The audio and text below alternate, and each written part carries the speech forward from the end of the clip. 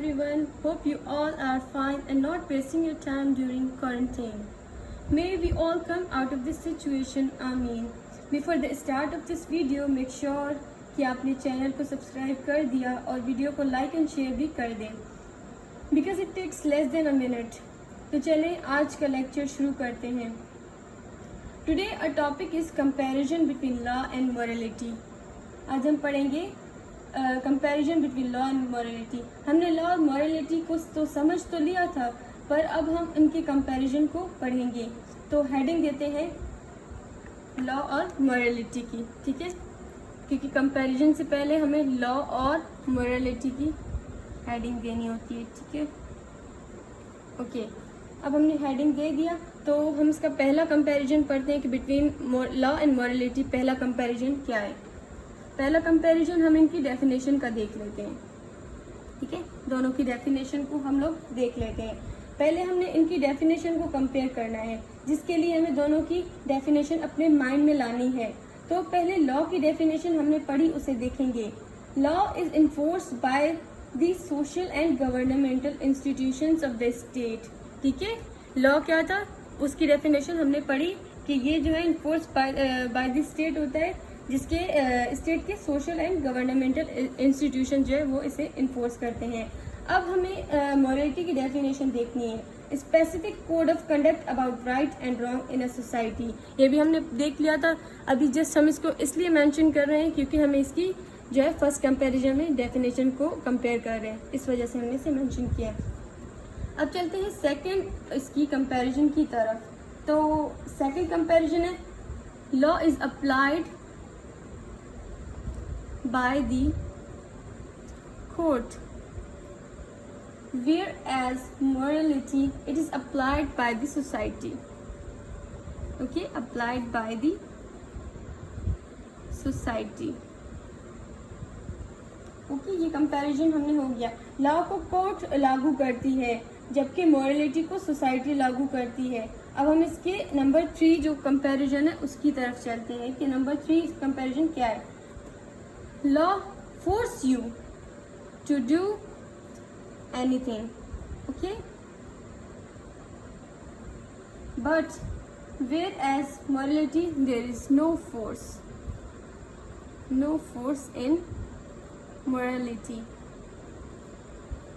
okay, कानून हर इंसान को हर हाल में मानना पड़ती है, जबकि मॉरलिटी आप पर खुद पर डिपेंड करती है कि either you follow either you have some morals or not. okay, अब हम चलते हैं इसकी फोर्थ कंपैरिजन की तरफ. Law is backed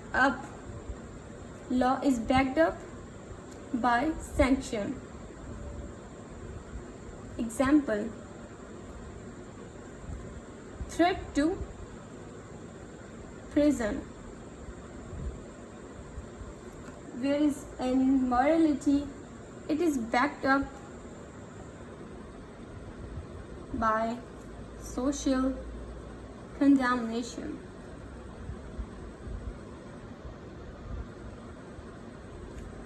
nation. Law को अगर फॉलो नहीं करेंगे तो हमें ये डर लगा रहेगा कि आइदर हम इसमें पनिश भी हो सकते हैं, हमें कोई सख्त सज़ा हो सकती है या हमें जेल जाने का खतरा होता है.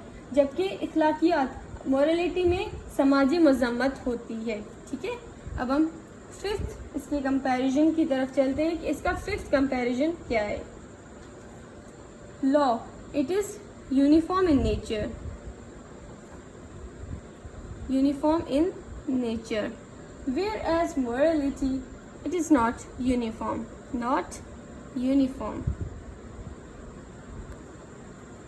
आप हर रियासत या मुल्क में उसके कानून को यकसा पाएंगी.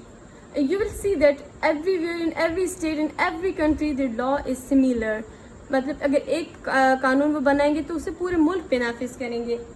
बट हर माशरे के अपने अलग मोरल्स होते हैं, उनकी अलग मॉरलिटी, उनके अखलाकियात जो है वो यकसा नहीं होते. हर सोसाइटी ने अपने मोरल्स को अडॉप्ट किया होता है. ठीक है, लॉ सिमिलर होगा लेकिन मॉरलिटी किसी की भी सिमिलर नहीं होगी एक कंट्री में. ठीक है, अब coming toward this last comparison which is number 6, that is recognised. Law is recognised by the state. whereas morality, it is recognized by the individual or society. Okay, हर मुल्क अपना कानून रिकग्नाइज करती है, पर मोरलिटी या तो बंदे की अपनी चॉइस होती है या कोई सोसाइटी अपनी अखलाकियात अपने लोगों पर लागू करती है. ठीक है, and these were few comparisons between law and morality. Hope आप सबको समझ आया होगा. अगर नहीं आया तो आप कमेंट सेक्शन में मुझसे क्वेश्चंस पूछ सकते हैं. अब मिलते हैं नेक्स्ट वीडियो में. Till then take care. अल्लाह हाफिज़.